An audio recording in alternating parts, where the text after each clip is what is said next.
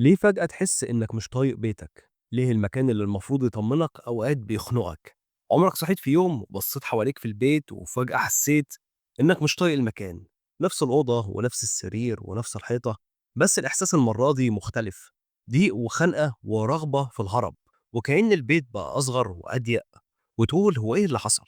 إيه في البيت اتغير؟ ولا أنا اللي اتغيرت؟ السؤال هنا ليه فجأة تحس إنك مش طايق بيتك؟ وهل ده ملل ولا فيه تفسير نفسي وعصبي؟ خلينا نفهم، لأن الإحساس ده مش كسل، ده رسالة. أول حاجة لازم تعرفها إن البيت ده مش مجرد مكان.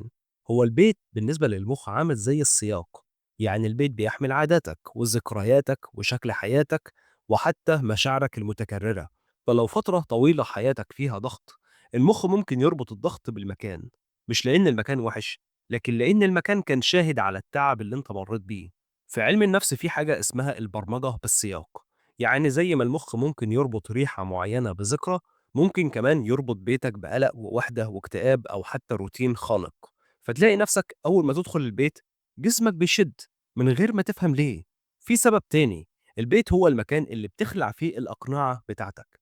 بره البيت انت بتشتغل وبتتكلم وبتمثل دور ما في المجتمع، لكن جوه البيت انت بتقف قدام نفسك. فلو جواك حاجة متراكمة، البيت بيكشفها. عشان كده ناس كتير مش بيكرهوا البيت، هم بيكرهوا الإحساس اللي بيتفتح جواهم في البيت. عندنا برضو سبب عصبي كمان. لما تقعد في نفس المكان كتير، المخ بيقلل إحساسه بالجدة أو الحاجة الجديدة، فالمكان بيتحول لروتين.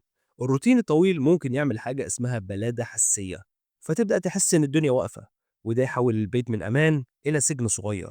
نقطة أخيرة بقى، إن أحيانا الإحساس ده بيحصل لأنك محتاج تغير، مش بالضرورة سفر، تغيير بسيط، نظام، ترتيب، حركة، ضوء، ممكن صوت أو حتى خروج شوية، لأن المخ محتاج رسالة إن في حياة. لو كل يوم نفس المشهد، المخ بيترجم ده إن مفيش تقدم، فبيطلع الضيق. طيب نعمل إيه؟ أهم حركة، ما تحاربش الإحساس ده، اسمعه واسأل نفسك سؤال مباشر: أنا ليه متضايق من البيت؟ ولا أنا متضايق من حياتي اللي بتتكرر جوه البيت؟ بعدها اعمل تغيير بسيط: غير ترتيب ما في الشقة، افتح شباك ونور المكان، اخرج بره البيت ربع ساعة، اعمل ركن جديد في البيت ليك انت. التغيير الصغير بيشق الروتين. وهنا بقى السؤال الأخير اللي يفضل معاك: هل البيت بيخنقك، ولا اللي بيخنقك هو إنك بقيت بتحس إنك نفس الشخص في نفس المكان لفترة طويلة؟ لو عجبتك الحلقة ما تنساش تعمل لايك وسبسكرايب للقناة، ونشوفك الحلقة الجاية.